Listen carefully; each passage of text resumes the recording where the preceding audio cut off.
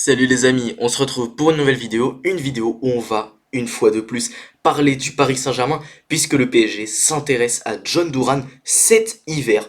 Et on voudrait remplacer Colomani par John Duran. Le départ de Colomani est plus ou moins acté, on ne sait pas où, mais il va partir. C'est à peu près certain. Mais évidemment, le PSG veut le remplacer au moins numériquement. Et donc, il s'intéresserait à John Duran, qui est un attaquant que si vous suivez un petit peu la chaîne, dont je suis absolument fan, je le trouve excellent. Il a une bonne qualité technique, il est capable de se connecter avec ses partenaires, même si malheureusement il n'est pas forcément décisif au niveau des passes décisives, qui est extrêmement rapide, extrêmement puissant, comme j'ai dit, qui a une bonne qualité technique, hein, parce que attention, c'est pas évident d'avoir un tel gabarit et d'avoir quand même une bonne qualité technique qui est, voilà, comme j'ai dit, très rapide, qui est capable également de faire de bonnes prises de balles sur les côtés, qui fait beaucoup de courses et qui en ce moment marque but sur but avec Aston Villa. Il a mis sur le banc Oli Watkins et franchement, lui et Morgan Rogers, ils forment tous les deux un duo terrible. Ils sont en train de terroriser la première ligue. Donc voilà, le Paris Saint-Germain s'intéresse à John Duran et franchement, je trouve ça super intéressant. Mais on va en parler un peu plus longuement dans cette vidéo. Et donc, John Duran, je vais vous montrer un petit peu sa fiche Transfermarkt. Il a 21 ans. C'est un avançant, d'ailleurs il a 21 ans, mais il va sur ses 22 ans l'année prochaine. Il vient d'avoir ses 21 ans. Il est avant-centre, il fait une taille d'1,85 m. Il est colombien, il est né à Medellín. Si ça vous rappelle un petit peu Pablo Escobar, voilà. Et donc en première ligue, il est à 17 matchs, 7 buts. Vous allez vous dire que c'est pas grand chose, mais on verra un peu plus tard que en fait c'est absolument énorme comme statistique. Il vaut aujourd'hui une quarantaine de millions d'euros, mais je pense que si le Paris Saint-Germain se positionne dessus, ce sera plutôt autour de 60 millions. J'ai fait un mercato idéal où je parlais, où je donnais en avant-centre Christopher Nkunku, un mercato idéal que je vous invite à aller regarder. J'en ai fait un également sur United que je vous invite à regarder. Mais donc, je voulais en attaquant de pointe Christopher Nkunku. Mais lui pourrait également être super intéressant. Ce serait un profil encore un peu différent de Gonzalo Ramos. Gonzalo Ramos, c'est un vrai renard des surfaces. Lui, c'est un peu autre chose. Il est capable de faire des courses, de recevoir également des ballons dans la profondeur. Mais en plus de ça, il a une grande puissance. Il fait, voilà, comme j'ai dit, beaucoup de courses avec une grande vitesse. Gonzalo Ramos, c'est un peu plus un renard. Lui est capable de bouger un peu plus sur le terrain. Il est un peu plus mobile. Il est également bon de la tête, même si je pense que je donne le point à Gonzalo Ramos.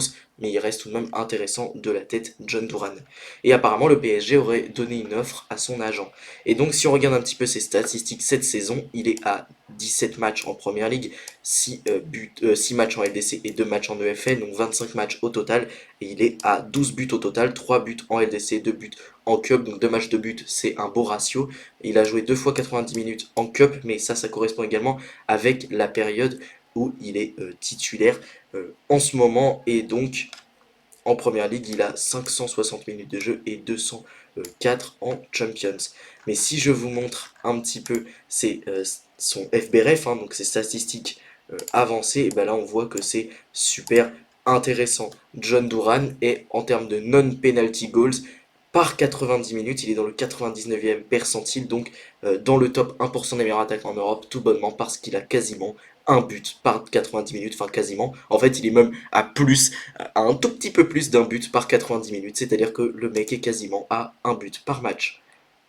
Quand je dis quasiment, c'est voire deux des fois. Donc c'est absolument énorme. Il est à un petit peu plus d'un but par match. C'est absolument énorme. Ce joueur est extraordinaire, mais également dans les non-penalty X expected goals. Donc en gros, en termes des actions créées, des actions qu'il se crée hors penalty, il est quand même 87 percentile. Il est à 0,55. Mais s'il est à 0,55 XG par match et il est à un but par match, on se rend compte que ce mec est quelqu'un d'extrêmement efficace et le peu d'occasions qu'il a, il les convertit très souvent. Au niveau des tirs totaux, il est à 4,38 dans les 2% des meilleurs joueurs en Europe. C'est un joueur qui se retrouve énormément en situation de frappe, que ce soit par lui ou par d'autres joueurs qui lui donnent. Et je pense qu'au Paris Saint-Germain, il pourrait se retrouver peut-être à 5 voire 6 vu le nombre d'occasions qu'est capable de se créer cette équipe. Maintenant, au niveau des assists, bon bah il en a 0 par 90 minutes. Et par 90 minutes, c'est normal puisqu'il n'en a pas tout court donné. Ça serait peut-être un axe de progression. Et du coup, dans les expected assist gold, bon bah voilà, c'est normal.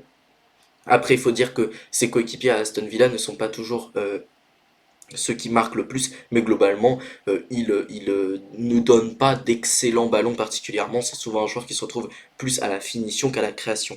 Et si on cumule les deux, bah forcément, c'est un peu moins bien, mais ça reste correct. Dans les actions menant à un tir, bon pareil, il n'est pas excellent, mais c'est parce que c'est pas un joueur qui va et forcément mettre dans de bonnes conditions ses coéquipiers. C'est vraiment un joueur qui se retrouve à la fin des actions. Au niveau des passes données, bon bah là il est qu'à 55, mais je pense que Paris Saint-Germain ça pourrait évoluer. Je rappelle que ce joueur évolue à Aston Villa dans une équipe qui est certes très bonne et qui a le ballon contre la grande majorité des équipes qu'ils affrontent, mais face à un Liverpool par exemple, ou face à d'autres équipes du top 6, peut-être qu'Aston Villa n'a pas forcément la possession et donc forcément il donne un peu moins de ballons et dans la réussite des passes il n'est pas excellent et en vrai dans ces statistiques là il n'est pas très bon dans les progressive Carise. Alors j'ai dit qu'il était capable de porter le ballon, il est capable de le faire, maintenant il le fait peu, c'est une qualité qu'il a, et après il faut dire que comme je l'ai expliqué plus tôt, Aston Villa est une équipe qui a le ballon contre la grande majorité des équipes qu'ils affrontent, ils attaquent en contre que très rarement, hormis contre certaines équipes du top 6. Et du coup, ce qui fait qu'il a moins d'espace à exploiter. Mais il faut quand même rappeler que John Duran est un joueur qui est vraiment capable d'exploiter les espaces, surtout par les courses et donc il est à 1 par match, mais ça pourrait être encore plus, et au Paris Saint-Germain, pour le coup, ce sera peut-être quelque chose qu'il fera très peu également, exploiter les espaces, puisque le Paris Saint-Germain est une équipe qui évolue extrêmement haut. Dans les successful take-ons, bon bah forcément c'est un joueur axial, c'est un attaquant de pointe, certes il a une bonne technique balle au pied, il est plutôt intéressant, mais il ne réussit pas forcément tous ses dribbles. Et surtout, il en tente assez peu, donc au final c'est plutôt logique. Par contre, dans les touche dans la surface de réparation. Il est quand même 89 percentiles dans les 11% des meilleurs en Europe. Il est à 6. Il touche énormément de ballons. Il touche beaucoup de ballons dans la surface et ça pourrait être encore une fois encore plus au Paris Saint-Germain dans une équipe qui se crée énormément d'occasions. Et dans les passes progressives reçues, bon bah là c'est pareil. Forcément, plus tu joues haut sur le terrain, moins tu reçois de passes progressives, mais il est capable d'exploiter la profondeur grâce notamment à sa vitesse et à son physique qui lui permet d'être littéralement un bulldozer hein, quand il est lancé.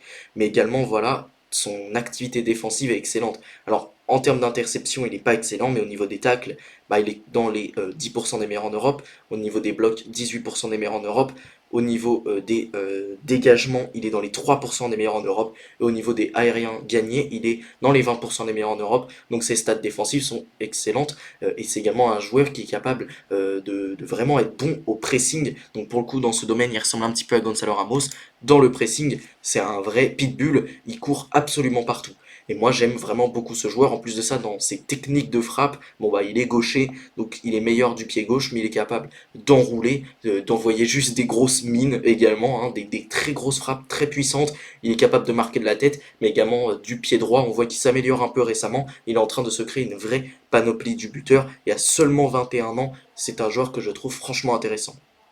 Maintenant, pour revenir à la news de départ, je pense que ce ne sera pas un transfert qui se fera cet hiver, tout bonnement parce qu'il est titulaire à Aston Villa, que c'est extrêmement cher de prendre un John Duran et surtout qu'ils sont encore en lice en Ligue des Champions qu'ils, je sais pas s'ils vont la remporter, mais qui sait, on ne sait jamais, puisqu'il y a quand même une très belle équipe avec notamment du Amadou Onana, du Emi Martinez, du Morgan Rogers qui est excellent en ce moment, mais également du Tillmans. Franchement, il y a une super belle équipe d'Aston Villa et ça doit être hypant pour lui de jouer dans cette équipe. Donc je pense que ce genre de transferts sont plutôt des transferts qui se feront à l'été. Et surtout, moi j'adore le joueur, maintenant je doute de sa compatibilité avec le jeu de Luis Enrique, le jeu de Luis Enrique qui demande un attaquant qui est capable de se connecter avec ses partenaires, qu'on voit également actuellement comment Gonzalo Ramos est traité, c'est un joueur qui rentre en fin de match. Alors certes, il marque à chaque fois, mais il rentre qu'en fin de match. Il n'est pas titulaire puisque on préfère jouer avec un faux numéro 9. Moi, je doute de sa compatibilité avec Luis Enrique, même si je suis absolument fan du joueur. Donc à voir, moi j'adore. Je ne sais pas comment il pourrait jouer dans ce Paris Saint-Germain, même si je pense qu'il pourrait être titulaire matin, midi, soir, tellement il est d'un bon niveau et surtout il est encore jeune, il pourrait justement peut-être s'intégrer dans un jeu de Luis Enrique et il pourrait remplacer pour moi très correctement un Randal Kolo Muani. Maintenant, comme j'ai dit, à l'hiver, c'est toujours très compliqué de faire ce genre de transfert. Bon bah les amis, si la vidéo vous a plu, n'hésitez pas à la liker, à la commenter pour me donner vous votre avis sur cette possibilité de transfert de John Duran au Paris Saint-Germain. Et surtout les amis, passez de bonnes fêtes et abonnez-vous à la chaîne, c'est super important. Vous aussi, vous devez me faire passer de bonnes fêtes. Sur ce, salut les amis, à la prochaine.